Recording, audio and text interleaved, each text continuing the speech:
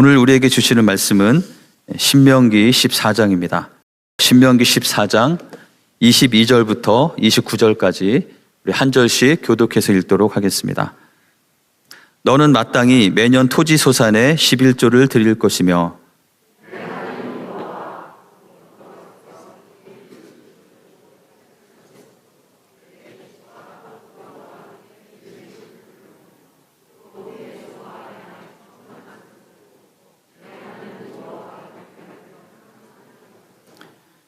그러나 내 하나님 여호와께서 자기의 이름을 두시려고 택하신 곳이 내게서 너무 멀고 행로가 어려워서 내 하나님 여호와께서 그 풍부히 주신 것을 가지고 갈 수 없거든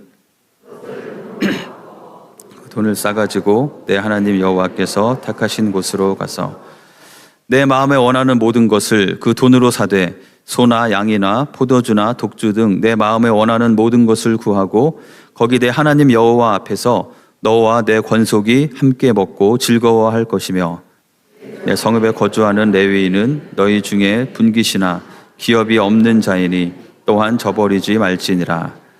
매 3년 끝에 그의 소산의 10분의 1을 다 내어 내 성읍에 저축하여 너희 중에 분깃이나 기업이 없는 레위인과 내 성중에 거류하는 객과 및 고아와 과부들이 와서 먹고 배부르게 하라. 그리하면 내 하나님 여호와께서 내 손으로 하는 범사에 내게 복을 주시리라. 아멘. 여러분, 올해 우리 교회 표어가 무엇인지 아십니까? 네, 터를 견고케 하시리라.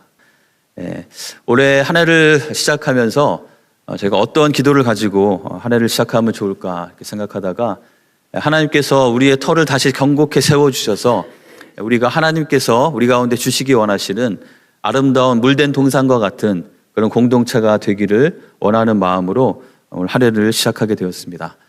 특별히 우리가 하나님께서 우리 터를 견고케 하시기 위해서 우리의 삶에 가장 기본적으로 주신 것들이 무엇인지를 우리가 너무 잘 알고 있다고 생각하고 또 실제로 잘 알고 있기도 하겠지만 가장 중요한 가장 기초적인 것들부터 하나씩 저희가 살펴보고 있습니다. 그래서 저희가 주기도문의 말씀을 통해서 우리가 너무나 자주 하는 그 기도가 과연 무슨 뜻인지 하나씩 살펴보았고요. 또 지금은 제가 신명기 말씀을 통해서 그 안에 있는 십계명을 비롯한 우리에게 주셨던 하나님께서 새로운 땅에서 새로운 시대를 열어가는 이스라엘 백성들에게 하나님의 백성들에게 너희는 이렇게 살아야 한다라고 주셨던 그 말씀들이 무엇인지를 하나하나 살펴보면서 우리의 삶의 기초를 다시 확인하고 다시 점검하는 그런 시간들을 보내고 있습니다. 그 중에 오늘 주시는 본문 가운데 있는 말씀을 같이 살펴보기 원하는데요. 오늘 말씀의 제목은 잘 사용하라, 재정에 대한 것입니다. 하나님께서는 특별히 십계명을 통해서 가장 중요한 것들을 말씀해 주시고 난 후에도 그것이 구체적으로 실현되기 위해서 우리에게 필요한 구체적인 규례들을 많이 말씀해 주셨습니다. 그 가운데 저희가 이제 말씀을 순서대로 읽어가면서 묵상하고 있는데요. 오늘 주시는 본문 가운데에는 하나님께서 우리에게 주시는 것들이 있는데 그 가나안 땅에 들어가면 하나님의 약속의 땅에 들어가면 하나님께서 우리에게 허락해 주시는 것들이 있을 텐데 우리는 그것을 과연 어떤 기준을 가지고 어떤 정신으로 그것을 사용해야 할 것인가. 첫 번째 우리에게 주어지는 이 재정, 돈에 대한 것들, 우리의 수확물들, 소산물에 대해서 어떻게 사용해야 되는지 우리에게 주신 말씀을 제가 한번 같이 생각하면서 이것을 우리의 삶 가운데 그럼 어떻게 적용할 수 있을지 살펴보고 우리의 삶을 바로 세워가길 원합니다. 특별히 하나님께서는 이스라엘 백성들에게 그들이 하나님께 드려야 할 그들의 재정을 사용함에 있어서 여러 가지 규례들을 주셨는데 오늘 본문에는 그 핵심이 되는 것이 바로 11조라는 것입니다. 이 11조는 레위기 27장에서도 말씀하셨고 또 민수기 18장에서도 자세하게 11조는 어떤 것이고 또 어떻게 쓰여져야 하고 어떤 의미로 드려야 하는 것인지를 말씀해 주신 것들이 있습니다. 그래서 그 11조의 의미를 중심으로 해서 그 가운데 담겨져 있는 하나님께서 우리에게 허락하시는 재정을 우리는 어떠한 원리를 가지고 사용하고 써야 하는지에 대해서 같이 말씀을 나누도록 하겠습니다. 먼저 이 11조는 성경에 제일 먼저 나오는 곳이 이 율법서에 나오는 하나님께서 규례로 주신 이 부분이 11조가 처음 나오는 곳이 아닙니다. 이 11조는 율법이 주어지기 훨씬 전부터 있었던 것인데요. 11조가 제일 먼저 나오는 것은 창세기 14장입니다. 창세기 14장에 보시면 이 아브라함이 전쟁에서 적들을 무찌르고 돌아오면서 큰 승리를 가지고 돌아오면서 많은 그 전리품들을 가지고 돌아오는 장면이 나옵니다. 그 가운데 아브라함이 누구를 만나게 되죠? 우리 창세기 14장 18절에 보면은 살렘의 왕인 멜기세덱을 만나게 됩니다. 이 멜기세덱은 하나님의 제사장입니다. 이것은 그 당시에 있던 한 왕 중에 한 명이라고 보기도 하지만 특별히 히브리서 7장에도 보면 이 살렘 왕 멜기세덱에게 드린 이 아브라함이 드린 것이 어떤 의미가 있는지 그것은 바로 하나님께 드린 것이라고 기록되어 있습니다. 그래서 그 제사장이 이 떡과 포도주를 가지고 아브라함을 축복하면서 그에게 말을 했을 때 아브라함이 어떻게 했습니까? 20절 후반부에 보면은 아브라함이 그 얻은 것에서 10분의 1을 멜기세덱에게 주었더라라고 기록되어 있습니다. 이 10분의 1을 멜기세덱에게 주었다는 것의 의미는 이 당시에 그 고대 근동 지방에 있었던 무언가 나에게 속한 것이 내가 나의 공로로 주어진 것이 아니고 나는 누구에게 속한 자인가를 고백하는 것으로서의 의미로 10분의 1을 멜기세덱에게 주었던 것이죠. 그러니까 이것의 의미는 무엇이냐면 나의 모든 승리와 내가 얻은 모든 것은 바로 하나님께서 허락하신 것입니다 라는 것을 믿음으로 하나님의 제사장에게 얻은 것의 10분의 1을 드렸던 그 기록이 있는 것입니다. 또 이 11조에 대한 내용은 창세기 28장에도 나오게 됩니다. 창세기 28장에는 이 야곱이 형 때문에 쫓겨나서 멀리 도망가서 삼촌 집으로 가는 그 외롭고 고단한 길 가운데 있었던 한 장면이 나옵니다.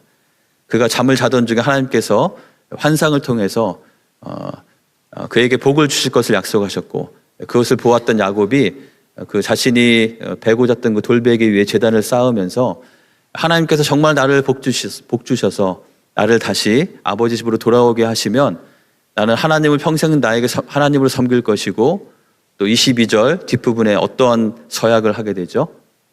하나님께서 내게 주신 모든 것에서 10분의 1을 내가 반드시 하나님께 드리겠나이다 하였더라. 여기서도 이 야곱이 자신에게 있는 모든 것의 10분의 1을 반드시 하나님께 드리겠습니다 라고 약속을 하는 장면이 나오죠. 이 10분의 1을 드린다는 것은 하나님을 하나님으로 섬기고 내가 하나님께 헌신하고 하나님의 백성으로 살겠다는 그런 구체적인 서약과 약속이 이 10분의 1을 하나님께 드리는 것으로 표현되는 것입니다. 자, 이 10분의 1, 11조를 드리는 것은 이렇게 율법을 통해서 새롭게 주어진 것이 아니고 이미 그 당시에 이 이스라엘 나라뿐만 아니라 그 주변의 나라들 가운데에서 나의 소유, 나의 소속이 어디인지를 내가 밝히고 그것을 고백하는 의미로 드려진 것이 10분의 1을 드리는 것이었던 것이죠. 자, 그래서 아마 요즘에도 그러한 논쟁들도 많이 있는 것 같습니다. 이건 구약에 있었던 것인데 지금 신약 시대를 사는 우리가 11조를 굳이 드릴 필요가 있느냐 아니면 없느냐 여러 가지 많은 이야기들이 있는데 오늘 말씀을 통해서 이 11조는 어떤 의미이고 이것을 통해 하나님께서 정말 우리에게 세워주시기 원하시는 우리의 삶의 기준이 무엇인지를 같이 살펴보기 원합니다. 우리 마태복음 23장 23절에 보면 예수님께서 이 11조와 관련돼서 하신 말씀이 있습니다. 이 말씀이 가장 중요한 것이 될 텐데요. 우리 같이 한번 읽어보도록 하겠습니다. 화 있을진저 외식하는 서기관들과 바리새인들이여 너희가 박하와 회향과 근체의 11조는 드리되 율법에 더 중한 바 정의와 긍휼과 믿음은 버렸도다. 그러나 이것도 행하고 저것도 버리지 말아야 할지니라. 이 마태복음 23장의 그 맥락은 무엇이냐면 이스라엘의 유대인들 가운데 특별히 서기관들과 바리새인들이 중심으로 율법의 많은 것들을 열심히 지킨다고 하면서 스스로 교만하고 외식하는 모습 가운데 겉으로 보여지는 모습에 신경을 쓰고 있지만 실제로 그들의 마음은 하나님께로부터 멀리 떨어져 있는 그들의 모습을 예수님께서 하나하나 책망하시는 그런 장면입니다. 그 중에 이 11조에 대한 것도 언급이 되고 있는 것이죠. 사실 이스라엘의 역사를 보면 이스라엘 백성들은 하나님께서 분명히 주신 이런 규례들을 하나씩 저버리고 멀리하고 자신이 당연히 해야 될 의무들을 하지 않은 모습들이 많이 있었습니다. 특별히 이 이스라엘 백성들이 타락하고 우상을 숭배할 때마다 그들의 삶 가운데는 하나님께서 정해주신 그런 절기들을 지키는 것이나 또 11조를 드리는 것이나 그들의 삶에 하나님을 주인 삶은 삶의 모습들이 하나씩 다 무너지고 있었던 것이 이스라엘 백성들의 모습이었습니다. 그런데 그러한 가운데도 이 서기관들과 바리새인들은 다시 율법의 조항으로 돌아가서 우리가 그것을 철저하게 지키겠다고 이렇게 맹세하고 그렇게 살던 모습들이었던 것이죠. 여기 보면은 박하와 회향과 근채의 11조. 이 박하와 회향과 근채는 다 채소류들, 향신료들에 해당되는 것입니다. 그러니까 어찌 보면 그렇게 큰 액수가 아닌 것들일 수 있는 것이죠. 근데 이 서기관들과 바리새인들은 나는 이런 작은 것들 하나하나까지도 나는 철저하게 계산해서 나는 11조를 드린다라고 하면서 오히려 자기의 의의를 삼으면서 자랑하고 이렇게 의시되는 모습이 그들 가운데 있었던 것이죠. 근데 예수님께서는 그들의 그런 모습을 보시면서 너희가 그 11조를 철저히 하는 것은 좋을 수 있지만 더 중요한 것은 너희는 율법에 더 중요한 것 11조를 철저하게 드리는 것보다 더 중요한 것이 있는데 그것을 너희가 버렸다라고 책망하고 있는 것이죠. 더 중요한 것이 무엇입니까? 정의와 긍휼과 믿음에 대한 것입니다. 너희가 너희의 재물을 쓰는 데 있어서 너희에게 하나님께서 주신 소산물을 사용함에 있어서 철저하게 11조를 계산해서 드리는 것도 중요하지만 하나님께서 그것을 주신 목적이 무엇인지를 기억하면서 너희의 재정을 사용함에 있어서 너희가 돈을 벌고 돈을 씀에 있어서 특별히 정의와 긍휼과 믿음이 정말 너의 마음 가운데 있느냐라고 그들을 책망하시면서 묻고 있는 것이죠. 그러면서 예수님께서는 이것도 행하고 저것도 버리지 말아야 할지니라 라고 말씀하셨습니다. 우리가 11조를 접근하는 데 있어서 한 가지 분명히 경계해야 될 것은 이것입니다. 이것이 마치 구약에 있는 율법의 하나로 주어졌기 때문에 이 서기관과 바리새인들이 지키던 것처럼 나는 이런 율법을 철저하게 지킨다고 하면서 자기의 만족과 자기 의의를 드러내려고 하는 것. 나는 11조를 잘 내고 있기 때문에 나는 하나님의 뜻을 잘 순종하고 있다라고 그거 자체에 얽매여서 생각하는 것. 또는 이런 율법의 무거운 의무 조항 때문에 어쩔 수 없이 무거운 짐이지만 혹시라도 이걸 안 하면 나에게 화가 오지는 않을까라는 생각으로 두려움 가운데 하는 것. 그런 것들은 하나님께서 우리에게 원하시는 그 본질에서 벗어난 본질을 놓친 것이 되고 말 것입니다. 하나님께서 우리에게 11조라는 이러한 규례를 주시고 또 우리의 재정을 사용하는 데 있어서 이러한 원칙을 지키도록 하신 그 목적이 무엇인지를 우리는 잘 이해하고 그것을 붙잡고 그것을 실천해 나가는 것이 더 중요할 것입니다. 자, 그렇다면 하나님께서 11조를 주신 목적이 무엇인지를 같이 한번 다시 살펴보기 원하는데요. 오늘 본문에 보면 우리 22장 22절 23절에서 이렇게 말씀하고 있죠. 너희는 매년 토지 소산의 11조를 드릴 것이며 매년 이 구약의 방식은 1년 동안의 그 수확한 모든 소산물을 계산해서 그것의 10분의 1을 하나님께 드리라라고 말씀합니다. 그런데 어떤 식으로 드리라고 되어 있죠? 23절에 보시면 내 하나님 여호와 앞 곧 여호와께서 그의 이름을 두시려고 택하신 곳에서 자, 이곳이 어디일까요? 가나안 땅에 들어가면 그곳까지 그들을 인도했던 이 성막이 있는 그 회막이 있는 그곳에서 어떻게 하라고 했습니까? 내 곡식과 포도주와 기름의 11조를 먹으며 또 내 소와 양의 처음 난 것을 먹고 11조를 드리는 게 어떤 식으로 드리라고 했습니까? 그것을 가지고 와서 같이 먹으라고 되어 있습니다. 이스라엘 공동체 안에서 하나님께서 1년 동안 나에게 각자에게 주신 소산물의 10분의 1을 가지고 모여서 함께 먹으면서 함께 축제를 벌이고 함께 기뻐하고 나누라고 하는 것이 이 11조를 주신 또 11조를 쓰는 방법인 것입니다. 그런데 그것의 목적은 무엇이냐면 내 하나님 여호와 경외하기를 항상 배울 것이니라. 이것을 이 히브리어 본문의 그 의미를 좀 더 살려서 번역을 한다면 이렇게 번역할 수 있습니다. 너희는 1년 동안 너희가 거둔 모든 소산의 11조를 드려야 하는데 그것을 가지고 하나님께서 정하신 곳으로 나와서 함께 그것을 나누고 먹어라. 이것은 이렇게 함을 통해서 너희는 내 하나님 여호와 경외하기를 항상 배우도록 하기 위함이다 라고 이해할 수 있습니다. 이 11조를 주신 목적은, 가장 중요한 목적은 무엇이냐면, 가장 궁극적인 목적은 우리로 하여금 내 하나님 여호와 경외하기를 배우도록 하기 위한 것이라는 것이죠. 우리의 삶 가운데 어떤 열매들이 있고 소산물들이 있을 때, 내 손에 주어지는 수익이 있을 때 이것이 그냥 다 나의 공로고 내가 노력해서 다 나의 힘으로 한 것이 아니라 하나님께서 주신 것임을 고백하고 그 하나님을 두려워할 줄 알고 하나님을 하나님으로 인정하고 경외하는 것이 있어야 하기 때문에 그렇게 하도록 하기 위해서 너희에게 주신 것이 이 11조라는 제도라는 것을 말씀하고 있는 것입니다. 그 이어지는 구절에 보면 이렇게 되어 있죠. 너희가 만약에 그 하나님께서 정하신 곳이 너희 집에서 너무나 멀어서 거기서 가는 길이 너무 험하거나 그래서 너희가 그 거둔 그 소산물을 가지고 가기 너무 어렵거든. 아니면 소산물이 너무나 많아가지고 그것을 가지고 가는 것이 너무 문제가 되고 어려움이 된다면 어떻게 하려고 했습니까?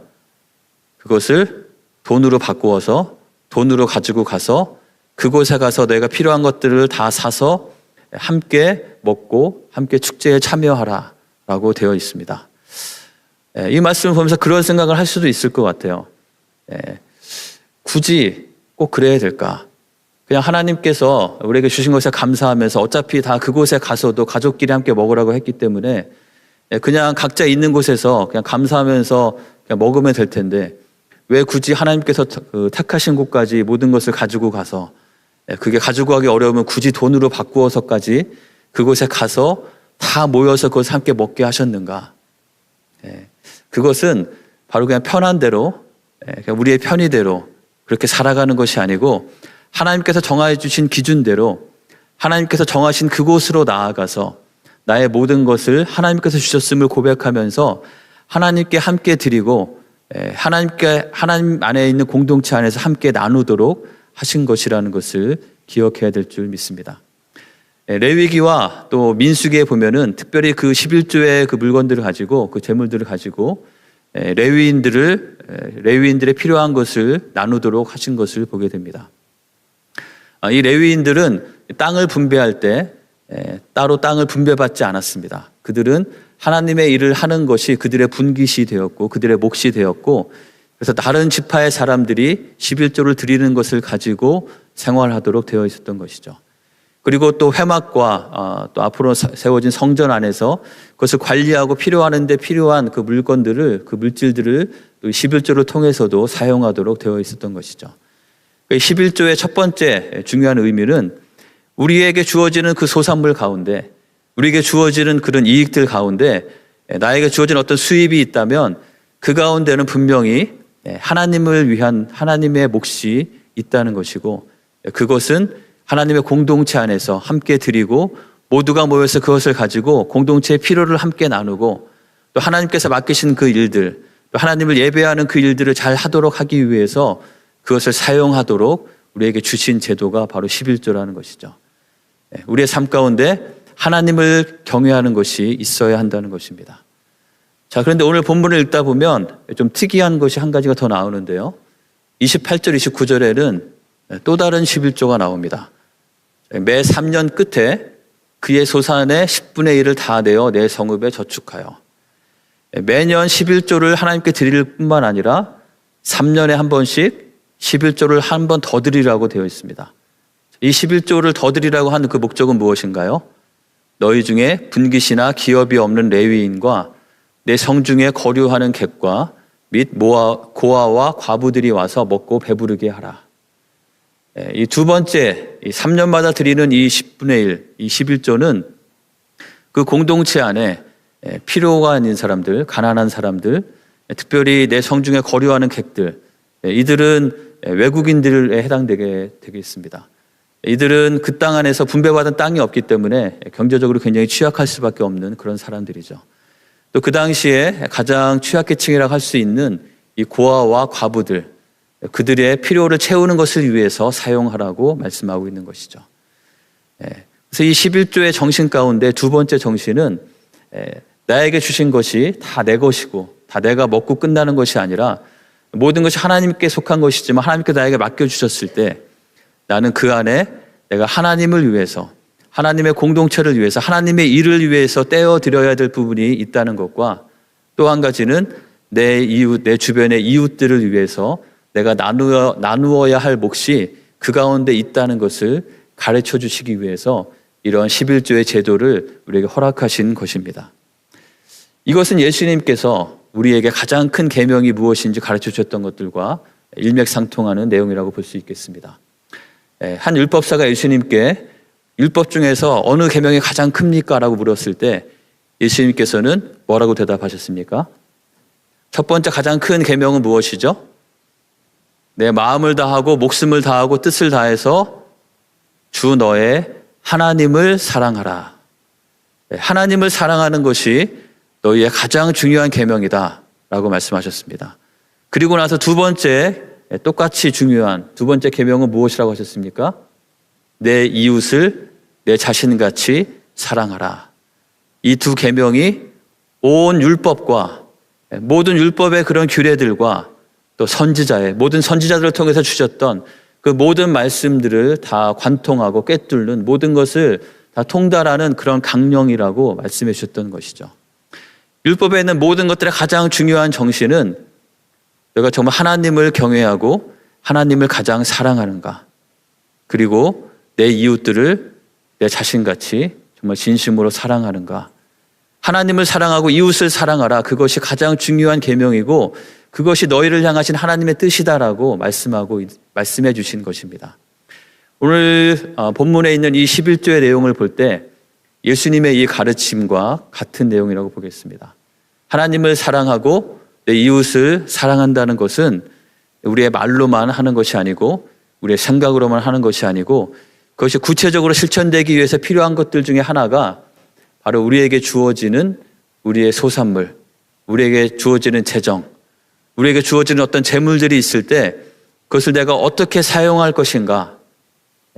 그 가운데 분명히 하나님을 사랑함으로 하나님을 위해서 구체적으로 드려지는 몫이 있어야 하고 또한 나의 이웃들을 사랑함으로 이웃들을 위해서 구체적으로 드려지는 것이 그 가운데 있어야 한다고 우리에게 말씀해 주신 것이죠. 그래서 이것을 그럼 우리는 어떻게 우리에게 적용할 수 있을까요? 우리는 더 이상 어떤 의무감 때문에 율법이기 때문에 이것을 순종하고 이것을 이렇게 해야 되는 것은 아닐 것입니다. 우리는 모든 것으로부터 자유함을 얻은 자들입니다. 하지만 하나님께서 우리에게 이런 말씀을 주신 이러한 계명을 주신 그 정신을 기억하면서 우리는 하나님 앞에 우리의 삶의 재정을 사용하는 데 있어서 중요한 원칙들을 잘 세워야 될 줄 믿습니다. 고린도후서 9장에는 우리가 하나님께 드리는 것에 대해서 이러한 지침이 있습니다. 우리 같이 한번 읽어보겠습니다. 이것이 곧 적게 심는 자는 적게 거두고 많이 심는 자는 많이 거둔다 하는 말이로다. 각각 그 마음에 정한 대로 할 것이요 인색함으로나 억지로 하지 말지니 하나님은 즐겨내는 자를 사랑하시느니라. 하나님이 능히 모든 은혜를 너희에게 넘치게 하시나니 이는 너희로 모든 일에 항상 모든 것이 넉넉하여 모든 착한 일을 넘치게 하게 하려 하심이라. 우리가 하나님께 드림에 있어서 신약에서 우리에게 주시는 가르침과 권면은 이것입니다. 너희가 각자 마음에 정한 대로 할 것이고 인색함으로나 억지로 하지 말고 기쁜 마음으로 자원함으로 즐거운 마음으로 하나님께 드리라 라고 말씀하고 있는 것이죠. 더 이상 어떤 정해진 것 때문에 11조에 대해서 그런 질문을 하시는 경우들 많이 보게 됩니다. 내가 월급을 받는데 이 11조를 세금을 떼기 전 기준으로 해야 됩니까? 떼고 나는 기준으로 해야 됩니까? 아니면 이것은 내가 일해서 번 게 아니고 누가 선물로 준 건데 이것도 11조를 해야 됩니까? 말아야 됩니까?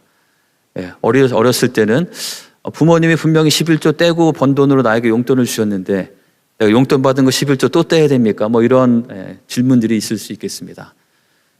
그런 질문들을 가질 수 있겠지만 사실 그러한 질문들에 대한 고민을 하는 것은 어찌 보면 11조의 이 본질에는 해당되지 않는 질문들일 수 있겠습니다. 우리는 더 이상 어떤 숫자에 얽매여서 그것을 내가 잘 지켰느냐 지켰지 못했느냐 그것이 중요한 것이 아니고 우리가 정말 우리의 삶 가운데 나의 삶의 모든 것이 100%다 하나님께서 주신 것임을 정말 믿음으로 고백한다면 그 중에 하나님을 향해 드리는 몫이 분명하게 있는가, 그리고 그것이 충분한가 라는 그 질문이 우리에게 있어야 하는 것이죠. 그리고 모든 것이 하나님께서 나에게 주신 것임을 정말 믿는다면 또 그 가운데 나의 이웃들을 위해서 주신 몫이 있다는 것을 기억하면서 그것을 내가 잘 사용하고 있는가, 그리고 그 분량이 충분한가 라는 그 질문을 우리는 해야 될 것입니다. 이것이 곧 적게 심는 자는 적게 거두고 많이 심는 자는 많이 거둔다 하는 말이로다. 이 말씀을 오해하셔서 11조를 많이 내면 많은 돈을 벌게 하신다라고 생각하시면 굉장한 큰 오해가 되겠습니다. 이 11조는 하나님께 드리는 어떤 헌금도 투자의 개념으로 드리는 것은 또 다른 방향으로 굉장히 큰 오해와 본질에서 벗어나는 일이 될 것입니다.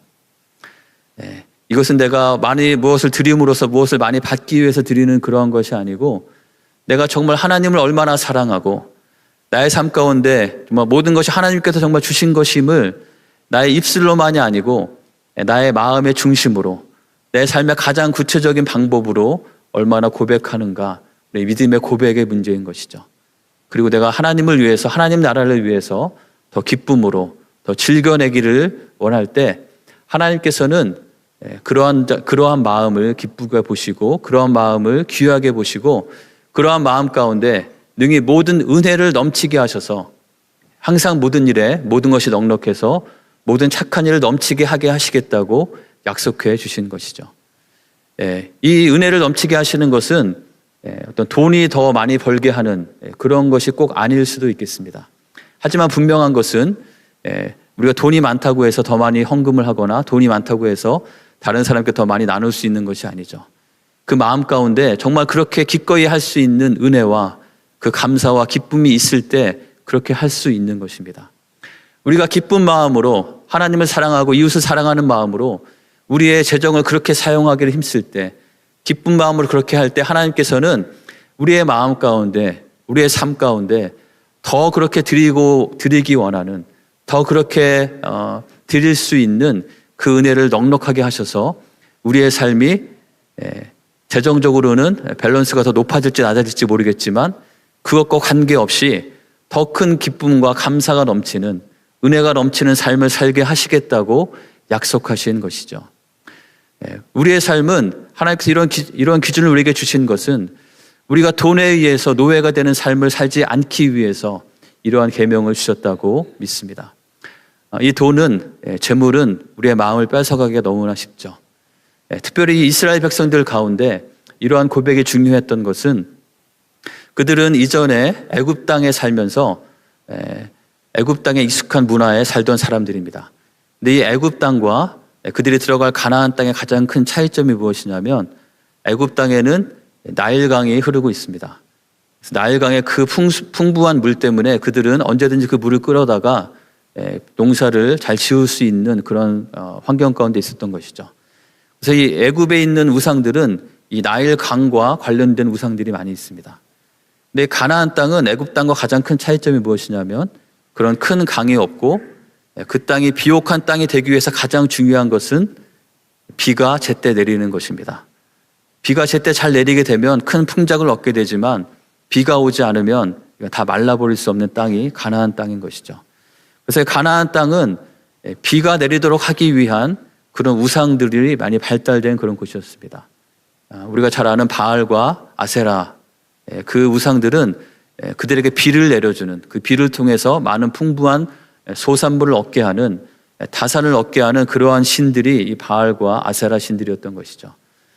이 이스라엘 백성들이 이 가나안 땅에 들어가서 비를 통해서 그들이 먹고 살아야 하는 그런 환경에 처했을 때 그 땅에 있는 사람들이 믿고 있는, 그 당시에 그들의 농사 기술이라고 할 수 있는 그들의 우상인 바알과 아세라를 어떻게 충족시켜서 필요할 때 비를 내리게 해서 그걸 통해서 많은 곡식을 얻게 하는가, 그것을 따르지 않고 우리의 신은 그 바알과 아세라가 아니고 우리에게 비를 내려주시고 우리에게 먹을 것을 주시는 분은 바로 하나님이시라는 것을 그들이 고백하도록 하기 위해서 하나님께서는 너희의 소산물이 있을 때마다 그것을 가지고 그 중에 10분의 1을 하나님께 드리고 또 그 중에 또 10분의 1을 내 이웃을 위해서 나누면서 내 삶에 정말 하나님이 주인 되심을 너희가 고백하고 그것을 실천하고 그대로 정말 살아가는 하나님의 백성이 되기 원하셔서 이런 말씀을 주셨던 것이죠.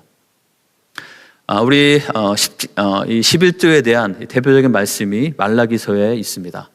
이 말라기서 3장 화면에 있는 말씀 앞부분에 있는 8절 9절에 보시면 특별히 이 이스라엘 백성들이 정말 망하기 직전이 되었을 때 그들은 구약에 있는 모든 율례들을 다 무시하고 우상 숭배에 빠져 있었던 모습들이 그 가운데 있었습니다. 하나님께서는 그들을 향해서 여러 가지를 책망하시면서 그 중에 한 가지로 너희가 11조조차도 드리지 않고 나의 것을 너희가 도둑질했다고 이렇게 책망하십니다. 그러면서 너희가 온전한 11조를 다시 회복하라고 그들에게 말씀하고 있는 것이죠. 그래서 너희가 온전한 11조를 회복하면 내가 너희에게 복을 부어주지 아니하나 보라 라고 말씀하십니다. 너희의 삶 가운데 너희의 삶을 갉아먹는 메뚜기와 또 너희의 포도나무 열매가 미리 떨어지는 일들이 없도록 내가 막아주겠다라고 이렇게 말씀하시는 것이 기록되어 있습니다.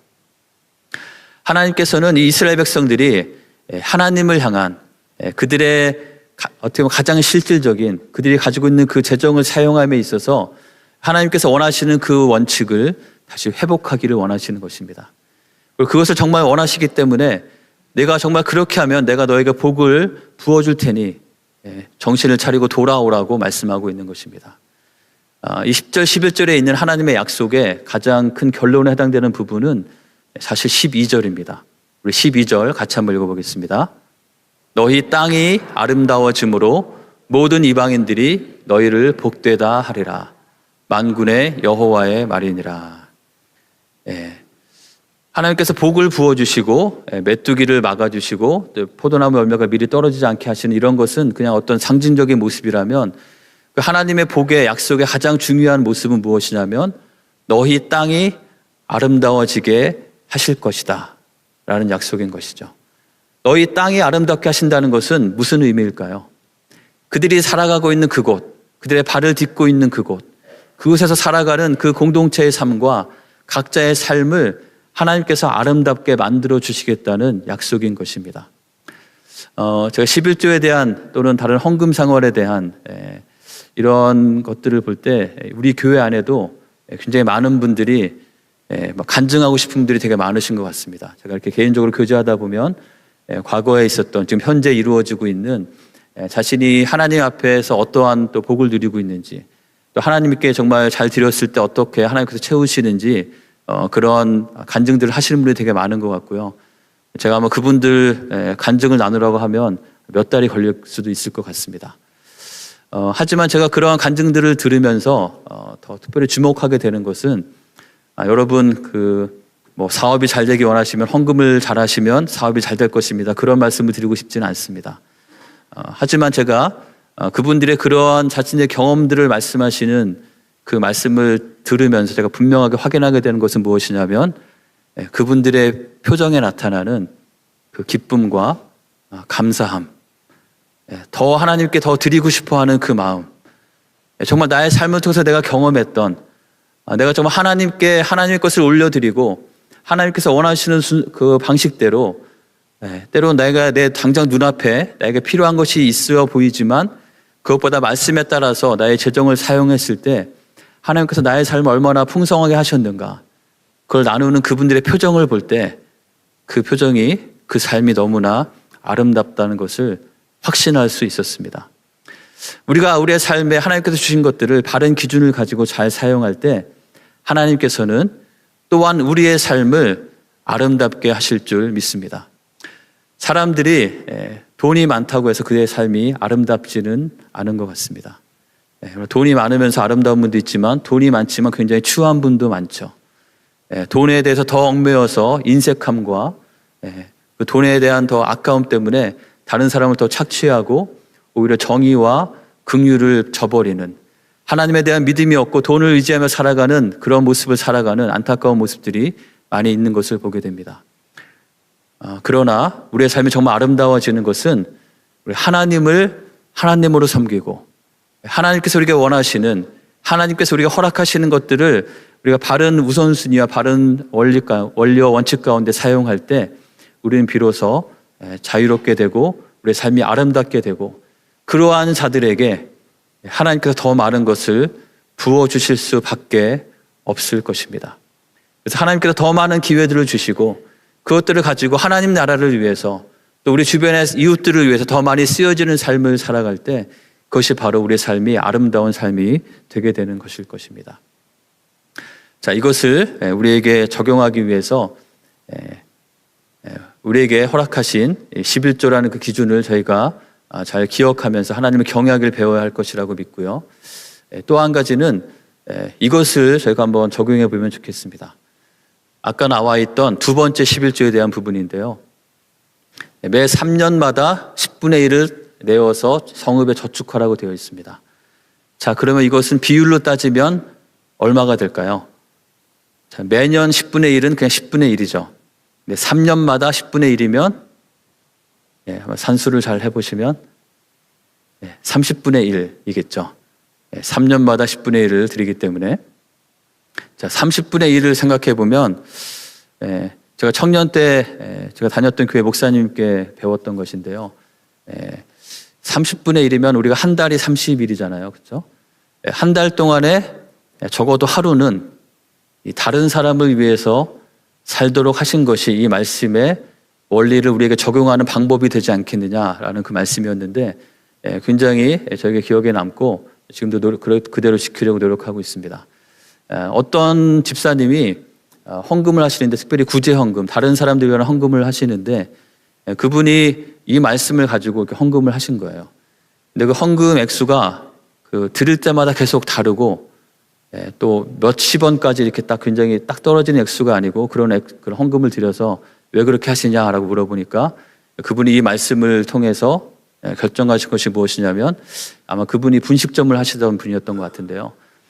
내가 한 달 동안에 하루를 딱 정해서 오늘 파는 모든 매상은, 모든 수익은 다 다른 사람을 위한 구제 헌금으로 드리겠다라고 이렇게 결정을 하신 것이죠. 그리고 매달마다 그날 자신에게 드려지는 수익금을 그대로 100% 드리는 그런 헌금을 하시는 분이었습니다. 자, 우리의 삶이 그러한 삶이 된다면, 우리가 살아가는 삶 가운데 적어도 한 달에 하루는 나 자신을 위해서가 아니고 다른 사람을 위해서 일을 하게 된다면, 내 주변에 있는 필요가 있는 사람들의 필요를 채우기 위해서, 또는 선교지에 있는 여러 가지 궁핍한 환경들을 보면서 그것들을 채우기 위한 것으로 내 삶에 한 달에 적어도 하루는 내가 떼어서 그렇게 살아간다면, 꼭 물질뿐만 아니라 나의 시간과 나의 관심을 적어도 하루는 내가 온전히 다른 사람을 위해서 사는 삶으로 그렇게 떼어놓고, 내 주변에 혹시 내가 돌아봐야 될 사람이 있지는 않은지, 또 선교지를 위해서 기도하면서 그렇게 살아갈 수 있다면, 내가 학교에서 공부를 한다면 오늘 공부하는 것은 내가 나를 잘 되기 위한 것이 아니고 이 공부를 통해서 다른 사람을 유익하게 하고 하나님 나라를 위해서 쓰임받기 원하는 마음으로 그러한 다짐을 가지고 공부를 하고, 또 내 옆에 있는 사람들 도와주면서 그런 시간들을 보낸다면 그 삶이 얼마나 아름답게 될까. 하나님께서 그 삶은 축복하실 수밖에 없는 삶일 것이라고 믿습니다. 하나님께서 오늘 말씀을 통해서 특별히 11조라는 제도를 통해서 우리에게 주신 것들을 잘 사용해야 될 중요한 원칙은 그것이라고 믿습니다. 우리가 더 이상 어떤 의무감이나 두려움 때문에, 아니면 뭔가 복을 더 얻어내기 위해서, 아니면 나 자신의 의의를 자랑하기 위해서, 아니면 다른 사람들의 눈치를 보기 위해서 다른 사람이 보이려고 하는 그러한 동기가 아니고, 정말 하나님께서 나에게 주신 것이 정말 하나님께서 주신 것임을 믿음으로 고백하는 그 감사의 고백과 헌신의 고백이 우리의 삶에 분명히 있어야 될 줄 믿습니다. 그리고 나에게 주신 것들이 그 가운데 분명히 하나님을 위한 몫이 그 가운데 있고, 또한 다른 사람을 위한 몫이 그 가운데 있다는 것을 기억하면서 그렇게 나의 재물을, 나의 재정을 사용할 때 하나님께서 약속하신 대로 우리의 삶을 정말 복되게 하시고 아름답게 하시고 하나님의 은혜로 가득 채워주실 줄 믿습니다. 그러한 삶을 살아갈 때 우리가 함께하는 우리의 공동체가 하나님의 그런 복을 누리는 아름다운 공동체가 되어지고 우리 각자의 삶이 하나님께서 정말 복을 주시는 풍성하게 하시는 그러한 삶을 살아가게 될 줄 믿습니다.